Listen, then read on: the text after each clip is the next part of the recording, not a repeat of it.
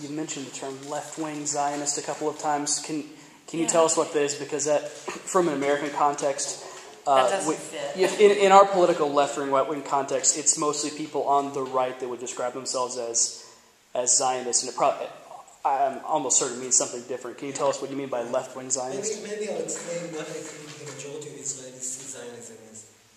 And I think that the problem that there is this difference between that outside of the country, especially among people who criticize the current status in the West Bank, they see Zionism as the name for the policy that is being implemented in the West Bank. For Israelis, it's a completely different issue. Zionism is the Jewish national movement. Being a patriot here means being a Zionist. That's the same thing. Zionism is about having the right to have a sovereign state here. That's what Zionism is in theory. Now, because the Jewish state was already established, then now you have different interpretations to what Zionism is now. Some people would say that that's it, it's finished, we don't need to be Zionists anymore. Others would say that what they're doing here in the West Bank with the establishment of outposts or the annexation of land, that's the continuous of the same project that started like 100 years ago.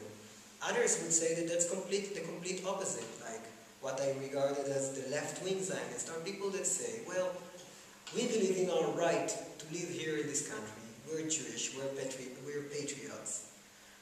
But we believe that there is nothing Zionist about occupying, annexing, I don't know, the West Bank. That's the thing. Basically, Zionism is the Jewish national movement. It's exactly as being a Palestinian and national activist or American who's proud of his country. I mean, in the eyes of the typical Israeli. And that's why I don't think that Zionist is a curse word. I mean, I don't think that Zionism is necessarily racism or apartheid as the UN decided 30 years ago.